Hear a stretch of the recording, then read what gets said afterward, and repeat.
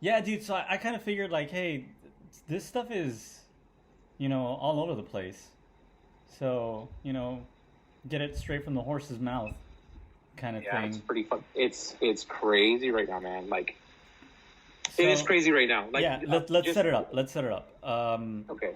You know, Governor Abbott said last week, I believe, right? Hey, That wait, are we starting already? yeah, This we're is starting. starting? Yeah, why not? Oh shit, I didn't know that. Okay, cool. No, no, but let's set it up. Like Governor Okay. Abbott was saying that essential businesses are starting to open up, or not even essential businesses like hair salons. What else? Barbershops, nail salons, yeah. Nail salons, which was like a big deal too. Nail salons because that's where somebody said I don't remember if it was California or New York or even Florida where it originated from, and it just kind of spread from there, like pretty bad. Not that it was the original place, but the nail salon made it spread worse. Really, man, Yeah, I can't remember what I heard. It was one person, but yeah, you're right. It was a salon. It was a nail salon, not a hair salon. yeah, yeah. Damn, that's true. I forgot about that. So there's that, and immediately when I heard, oh, hair salons, I thought of you, and I messaged you that day, right? I said, hey, like they're starting to, say hair salons. Yeah. Maybe you guys are in that list, and you said no, not yet.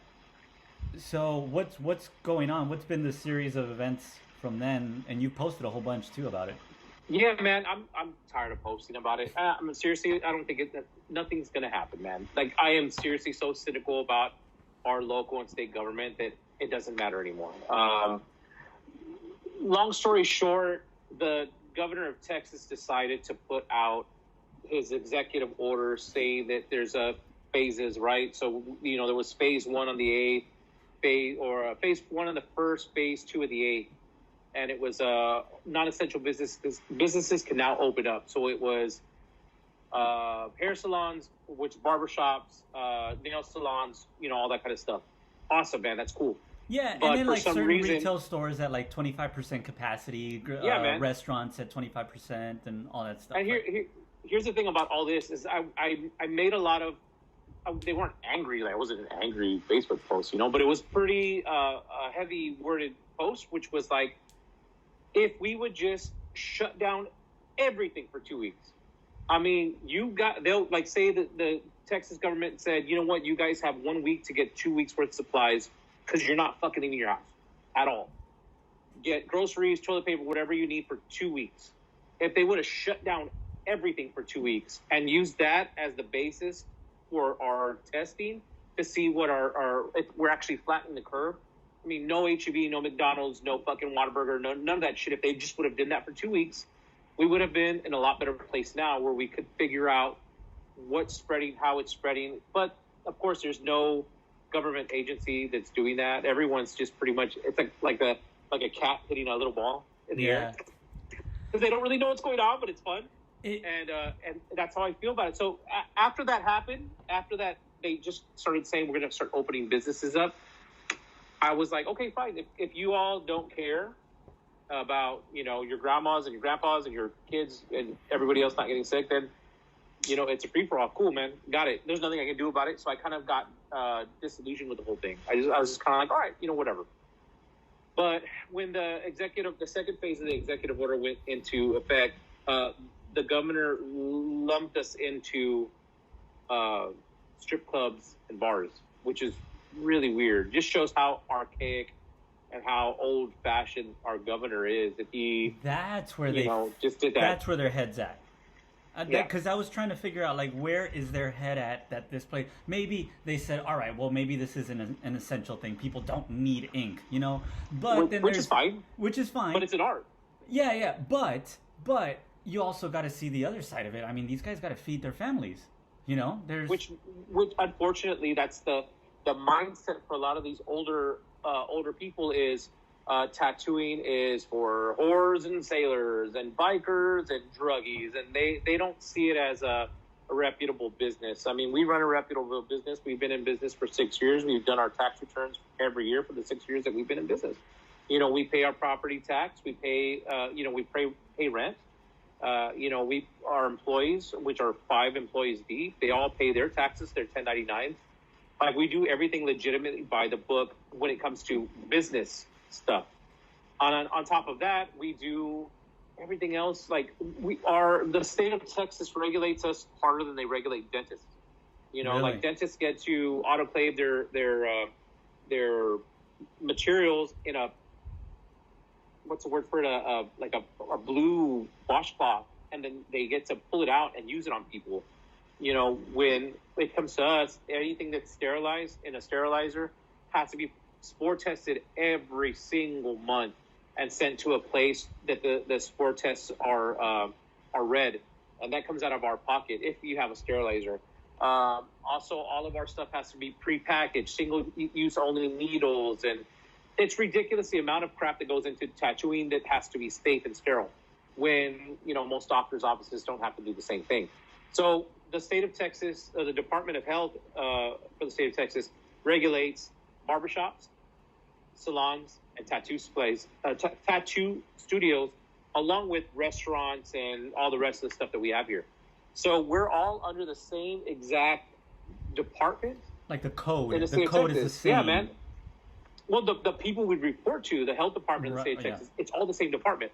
You know, so why they would, I mean, TABC takes care of bars, you know, city clubs are something that we don't have anything to do with, but not even in the state, the Department of Health does not regulate strip clubs the way they regulate tattoo shops. It's not even the same department. So that's just, their heads are so far up their ass that they literally have not given one thought about us as real business owners. And that's just basically where it's at. Because we've had, there's a couple of guys that I have on Facebook that they're constantly having meetings with their state representatives, Right. and they're trying to get a meeting with the governor, and the governor gives two shits about any of us. He does not care, because it's not, I guess we're not a reputable business. We're definitely not essential, and, you know, we honestly don't exist to him. That's where I think it's kind of funny, is that their head's not in any one particular place. We aren't even in their heads. Like, our businesses don't matter to them. Even though you're paying your taxes and you're paying your, you know, whatever fees you need to do to get these tests done, and all, you know. It's a $900 tattoo license, man. It's $900. You know, like, it's a lot of money, and they don't care.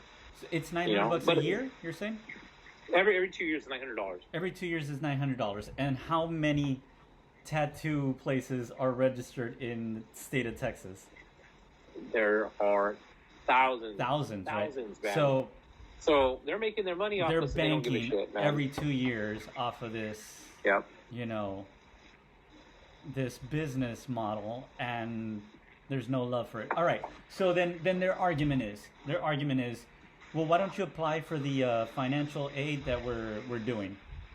You know, that's we one don't thing. we don't qualify, man. And that's the most messed up thing about the whole thing, is we don't qualify. The PPP is for What's businesses PPP that are making stand for? 100.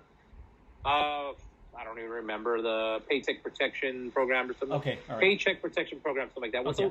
What that was it was a program so that companies that are under, well, now they fix it under $100,000 with less than like 100 employees or some shit like that, can apply for that whole loan, and it was going to be forgivable if you used, it's so ridiculous, if you used 25% of it, at least 25% of it, for paying off your payroll, paying off your mortgage or your rent or whatever it is that you needed to pay off, they forgive the loan. So it meant no, no payments in the future, no recurring charges, nothing. Like, it was just going to be, here's your money. But as a tattoo studio, we can't get it. We can't do anything because all of our guys are 1099 employees. They're subcontractors. Oh, they're subcontractors. So, yeah. So we all do our taxes, and they're contracted separately. So we can't get that.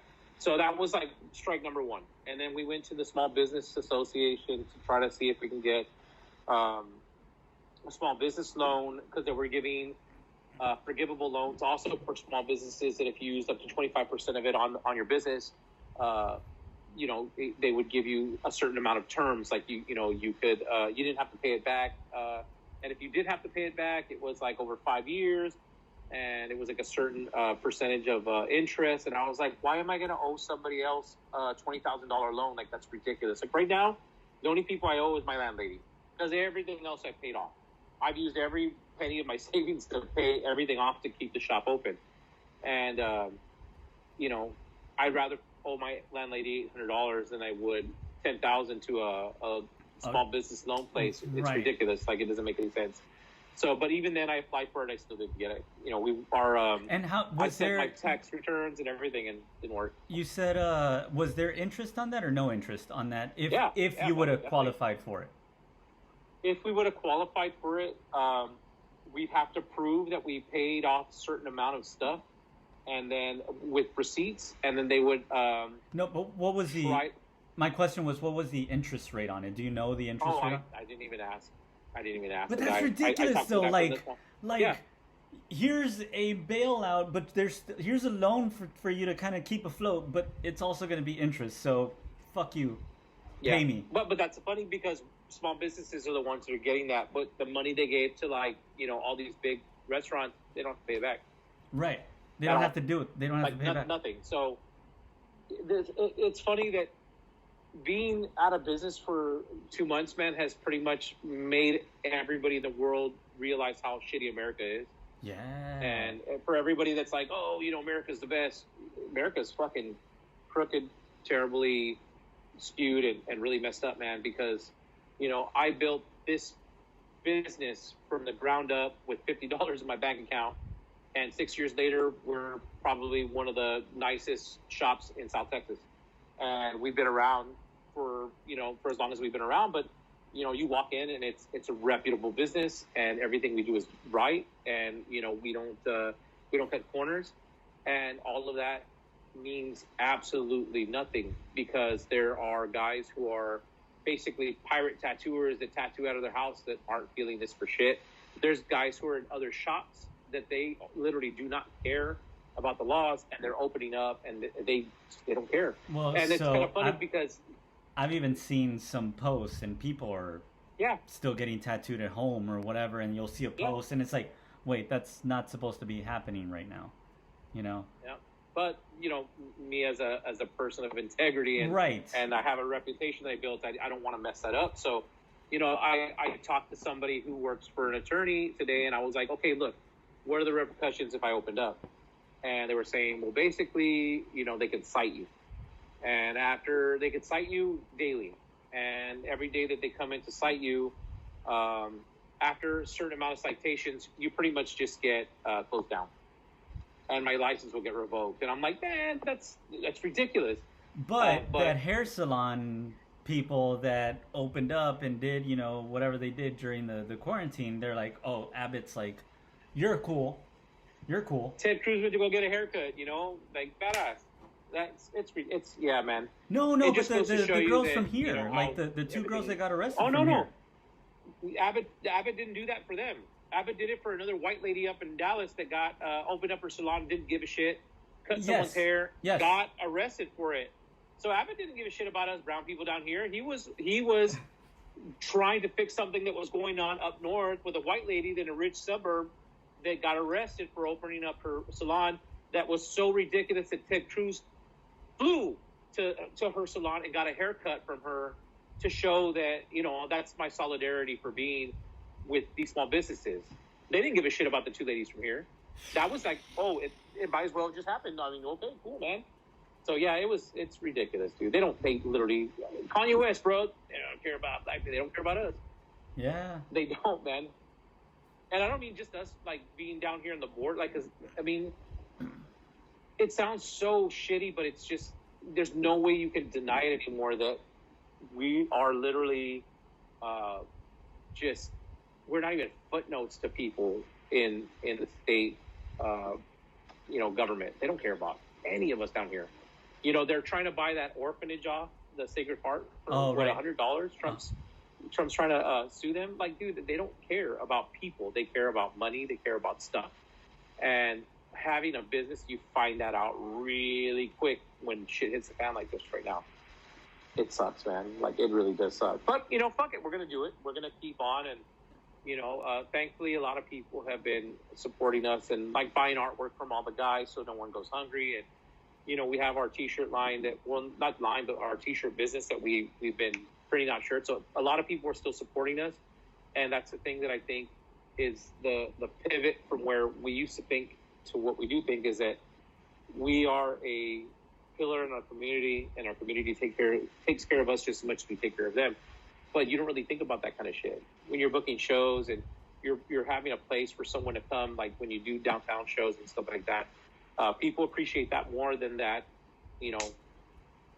than governor telling you that you can go get a haircut.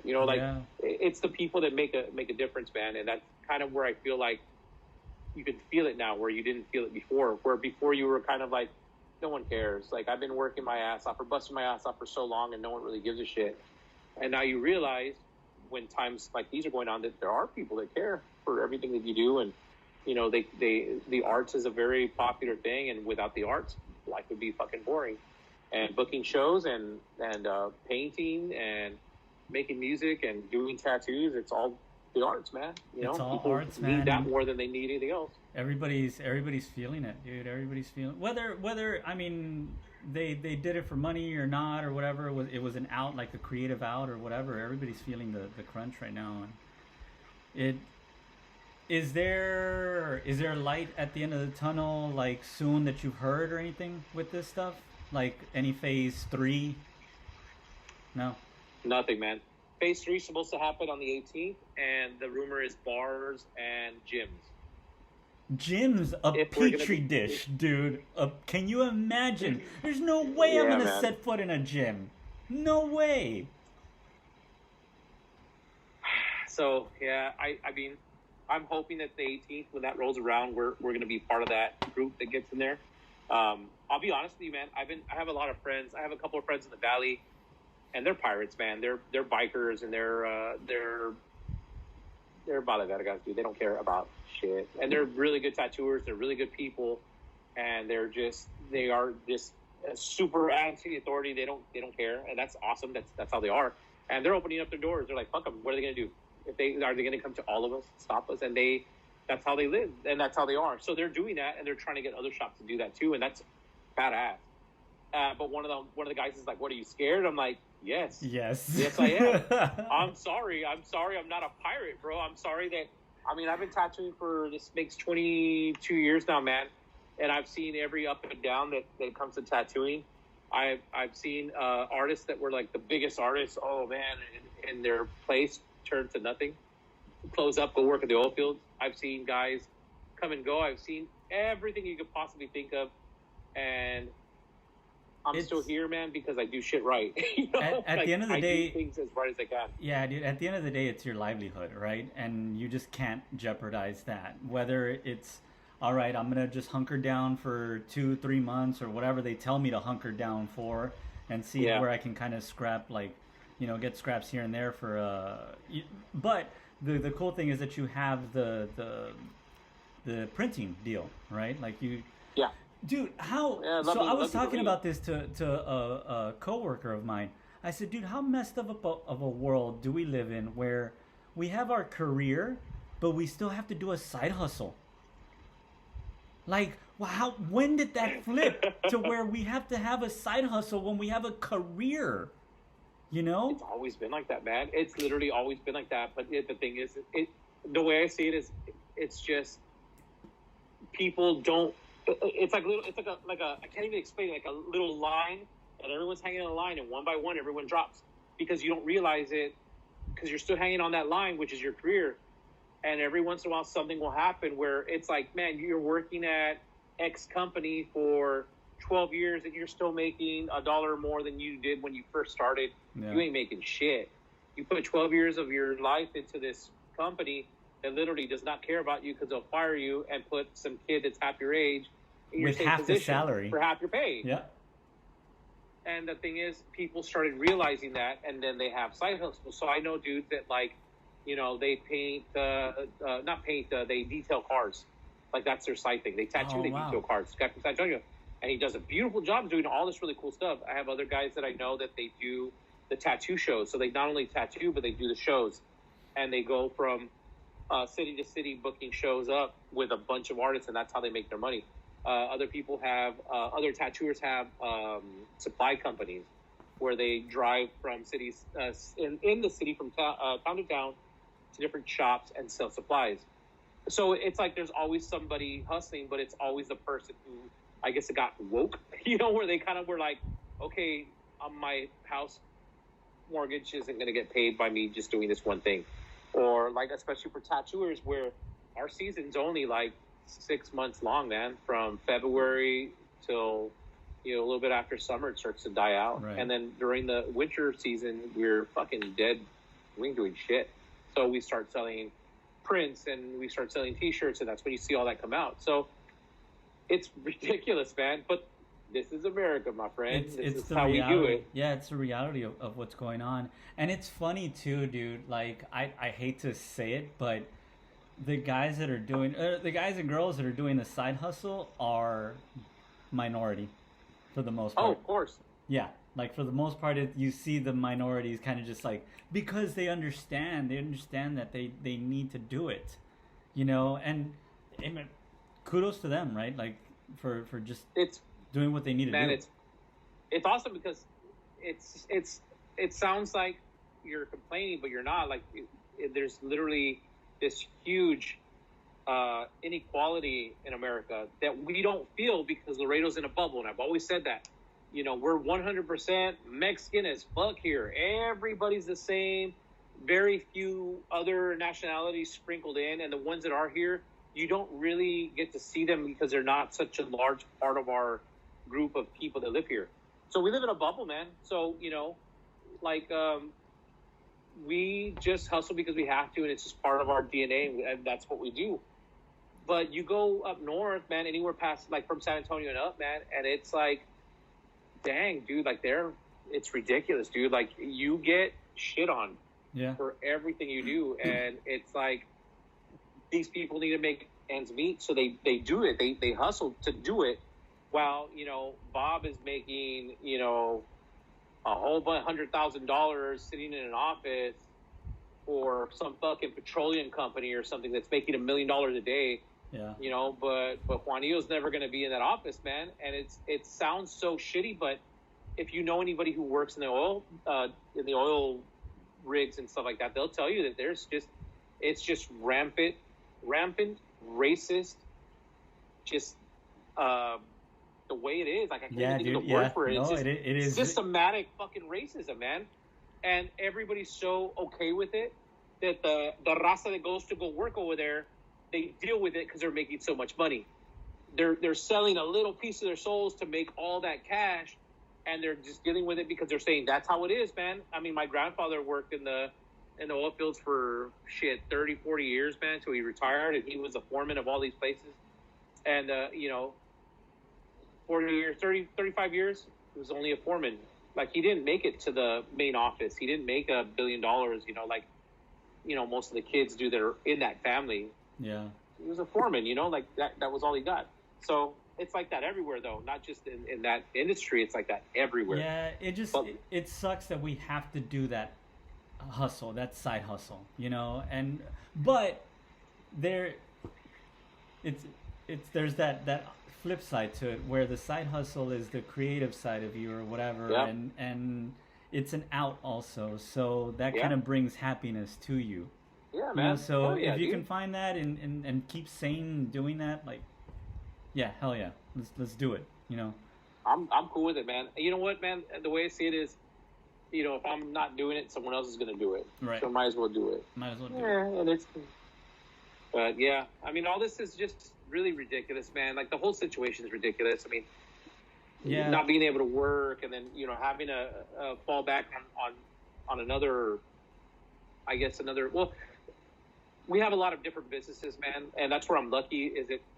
I didn't plan ahead, like, just in case there's a pandemic, but I did plan ahead, like saying, okay, you know what, man, like I need to have multiple sources of income, because if one ever goes down, I'll always have this other one, which is why we have the shirt company where we print and sell our own stuff, which is why we do the tattoo show every year. We're actually our company is an LLC, so we have a lot of different companies under that one company. And thankfully it's worked out for us, man. But, I can't say the same for, like, say, one of my guys here. Right. I know Caesar's probably the only one with another job. He's a school teacher, and he's still out of work, but he's still working. Right. But luckily, everybody has someone that they can depend on that's still technically working. So that's awesome. But, if it wasn't for that, bro, I don't even know. Like, I don't understand how normal, not regular people, like people that work at, let's say, Jesus, man, like at the mall, you work at Hot Topic. How are they making it? No one's going on Hot Topic right now, man. And it's such a mind-blowing thing to think that these people are slowly going broke. They pretty much lost their jobs. It's been 2 months, man. Maybe 2.5 months now that they've been closed. Dude, and as much shit we give to, like, millennials, and I'm kind of at that cusp of, like, I'm too old to be a millennial, but I'm too young to be a Gen Z. So I'm in that, like, weird. That's a Gen X, dude. That's not. What year were you born? 81. So I'm a. That's Gen X. No, I'm a Zillennial. No, you aren't. They call it right. Oh, did they change it? Yeah, they call it a Zillennial. Yeah. That's ridiculous. Yes, ridiculous. Anyways, we give them so much shit, though.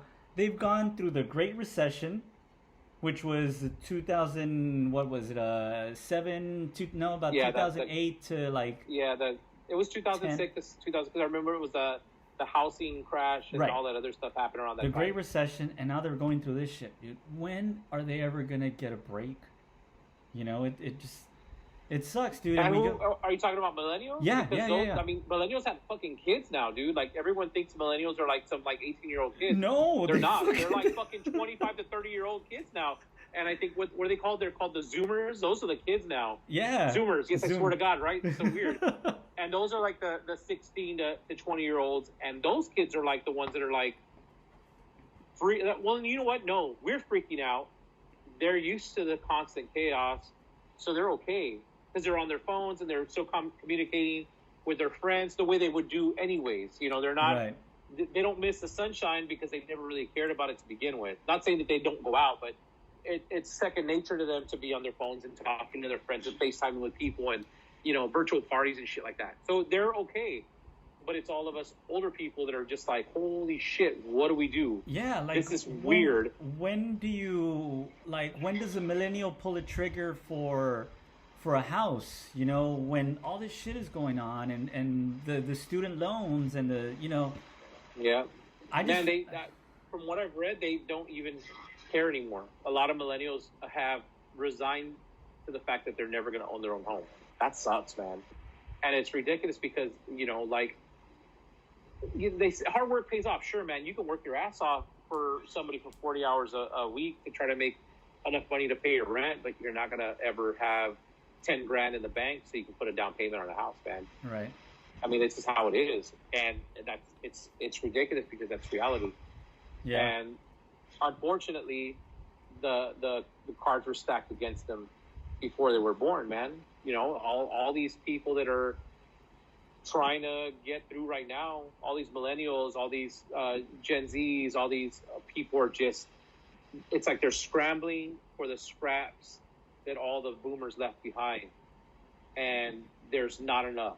No. And they kind of like, the boomers kind of have this attitude where it's like, we gave you so much, but honestly, all they did was give everyone massive debt and and no direction, dude. There's really no direction of where this is going at all. So yeah, I guess let's wrap it up, man, and say, like, what's the main message you want to send out? I know you've probably Facebooked it and all that stuff, but what's the main message on this whole tattoo thing that you at least want to say, like, hey, look, we bust our ass, we pay our taxes and all that stuff?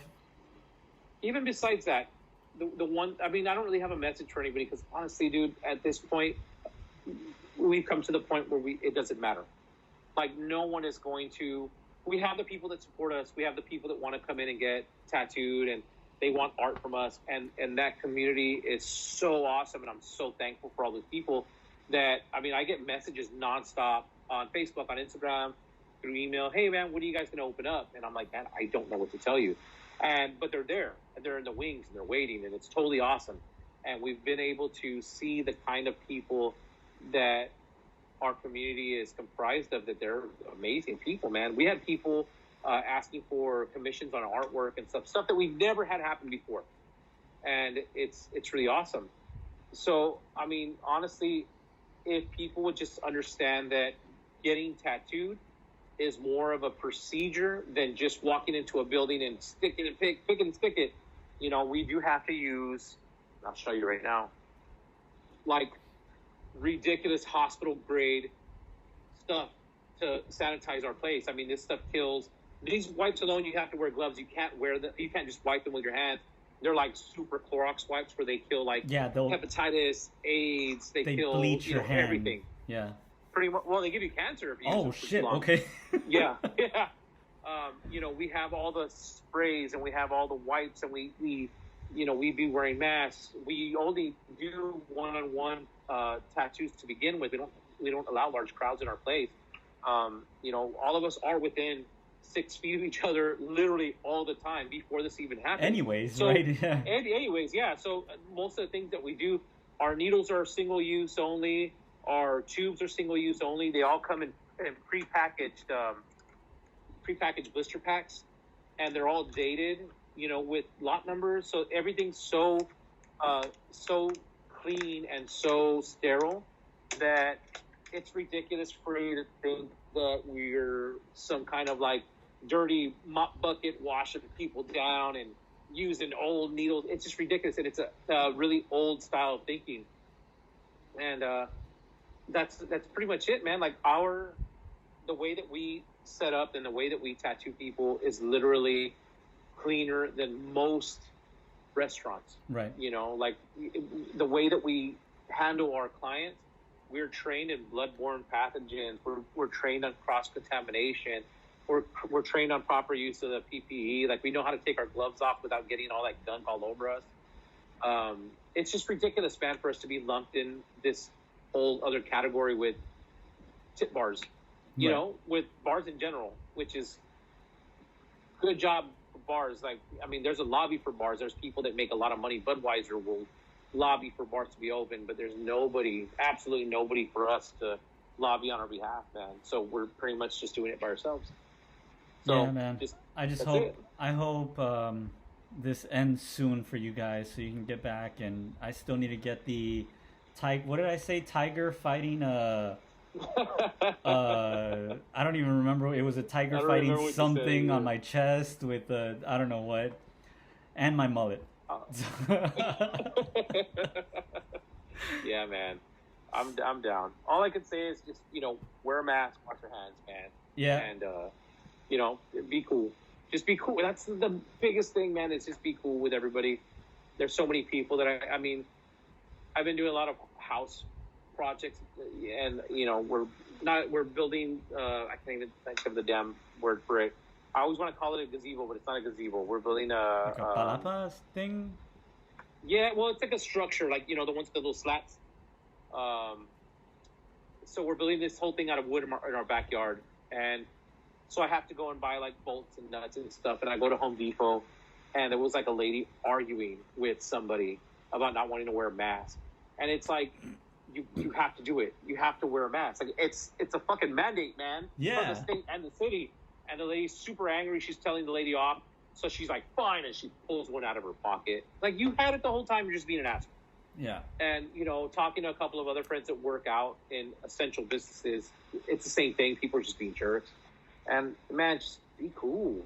We're all going through the same shit. Even if it is different circumstances, even if some people are more broke than others, or whatever it is that makes you absolutely different from everybody else, we're all screwed. So just be nice, man. And that's pretty much it. Yeah, dude. I mean, I feel you. Nowadays I'm kind of like, yes, cut in front, you know, do this, do that. Like, nothing's really bothering me about people like that would have normally bothered me or whatever. It's just like, be cool. Yeah, Let's just get through this crap so we can, you know, all go back to normal lives. That's all I want, dude. Man, Even if it's not normal, like we used to know it. You have to make a reservation and go eat at McDonald's, bro. You know? So it's never going to go back to normal. But our new normal, it should be, I mean, it sounds really like a hippie thing to say, but man, like, love each other, man. Stop being such assholes. Dude, like, seriously, you're not getting anything out of it, man. Yeah, and you know what? The best thing that's going to come out of this is if we have to stay 6 feet apart at the grocery line, Jesus, I'm down. That, to me, is probably the best thing. I was at H-E-B. I was buying aguacates earlier, and I was at H-E-B, and I was like, man, shrimp. I'm going to think about getting some shrimp. And the guy behind the deli thing was like, excuse me, sir, can you move 6 feet away from him? And I was like looking behind me, and there was a dude like right on my shoulder, like looking over. And I was like, dude, get out of here. Get out of the way. Weirdo. Yeah, it was really weird, man. But I was happy that they did that. And it's awesome seeing all these people keep everything clean, man. Like H-E-B had like rows of 2 teams in a basket with like spraying. They were spraying everything down. Oh yeah, man. Everybody's been really good at like swiping down and hey, if I have to wait an extra 5 minutes just to get a clean cart, I'm down, man. I'm down with it. Either way. Even if this was like 2018 and you're telling me I have to wait to sure, I'll wait 5 minutes. Yeah. Fine. Yeah. You know, yeah, man. It's ridiculous. Right. Gabe, I hope. I appreciate it, man. Thank you. Yeah, man. I'll post this up, and I hope everything gets taken care of soon, man. And I hope so too, man. I hope so too. Well, look, if anybody wants to, all of our information is you can find us on Instagram or Facebook. PorVida Tattoos, all one word. If you're interested in checking out the t-shirt stuff, you can go to ConSafosPrintCo.com, and all of our stuff's on there. Yeah, man, that's pretty much it. Thanks, dude. Thank you, man. I appreciate it.